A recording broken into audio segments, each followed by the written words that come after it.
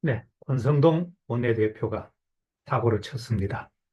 뉴스타파 여기자를 끌고 무력을 행사한 행위인데요. 자, 지금 권 원내대표가 언론 탄압을 했다고 언론계의 반발을 사고 있는 것 같습니다. 도대체 뭐가 문제인지 한번 정리를 해봤습니다.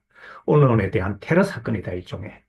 왜냐하면 이 권 대표가 이명주 뉴스타파 취재 기자에 대한 행패가 그냥 넘어가기에는 예사롭지 않다. 이 질문하는 뉴스타파 여기자의 손목을 잡아채서 20여 미터 강제로 끌고 간 그런 사건인데요. 권 원내대표는 이렇게 얘기하고 있습니다. 무리한 취재 행위는 언론의 자유로 보호될 수 없는 악의적 행태다. 이런 얘기를 하고 있는데 상반간의 주장을 조금 더 보겠습니다. 뉴스타파 측은 공당 원내대표가 폭력으로 언론 자유를 침해한 행위다. 이 물리력 폭력을 규탄한다. 그러면서 사과와 재발 방지를 요구했는데요. 권 원내대표는 뉴스타파 기자 행위는 취재를 빙자한 신체적 위협이자 강압적 접근이다. 언론 자유로 보호될 수 없는 그런 악의적 행태다. 이런 주장을 하고 있는데요. 이 사건은 아마 법적 다툼으로 가게 될 것이고 법정에서 최종 판결은 날 텐데 이게 아마 국민들에게 잊혀질 무렵이 되면 흐지부지 될 가능성도 굉장히 높습니다. 양측은 지금 법정 다툼을 한다고 하는데 그것이 뉴스타파는 피해자 입장에서 계속하겠지만 아마 어떤 형태로든 소송을 가면 정치인이 불리하기 때문에 그걸 계속할 것 같지 않습니다. 그래서 한 7가지 정도 쟁점이 되는 것을 정리해 봤습니다. 우선 공직자 윤리 위반에 해당될 가능성이 굉장히 높습니다. 국회의원이자 국민의힘 원내대표는 공인 중에서도 공인입니다. 말과 행동을 보면 반말로 뉴스타파는 찌라시라든가 또 강제로 손목을 잡아 끄는 그런 위력행위 이런 것이 말과 행동 차원에서 공직자 윤리 위반, 품위 위반에 해당될 가능성이 굉장히 높고요.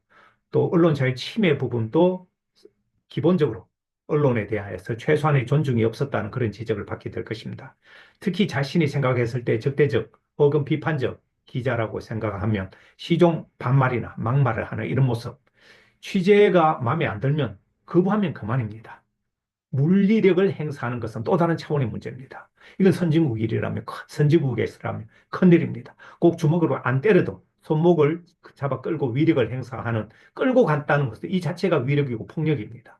있을 수 없는 일이죠. 폭행제 성립 가능성도 굉장히 높습니다. 폭행제는 반의사 불벌죄입니다. 내가 원치 않으면 처벌을 원치 않으면 처벌할 수 없습니다. 그런데 지금 취재기자는 전치주 상해를 입었다고 그러고 처벌 의사를 명확하게 밝히고 있습니다. 아마 폭행제 성립 가능성이 굉장히 높고요. 이 한 장의 이미지를 잘 보시면 이 누가 누구의 손을 잡고 있습니까? 그리고 여기자를 상대로 주변의 보좌관이나 이런 국회 관계자들은 권성동 원내대표의 말하자면 동료 측근들입니다. 참 이 한 장의 사진이 모든 것을 의미한다고 보면 되는데요. 명예훼손죄는 권 대표는 언론이 아니다, 찌라시다 이런 식으로 비난했지만 그동안 국민의힘에서도 폐간시켜야 된다 이런 얘기가 나왔는데 이런 것들은 법정에 가면 단순 의견 표명으로 이것만으로는 명예훼손 성립이 쉽지 않을 것 같습니다. 또 다른 허위 사실이 어떤 형태로도 사실에 관한 언급이 있어야 그게 훼손죄에 해당 가능성이 높습니다. 자, 그리고 권 대표는 취재 금지 명령도 내렸습니다. 출입 금지 조치하라고 해. 뭐 도망 못 가게 잡아.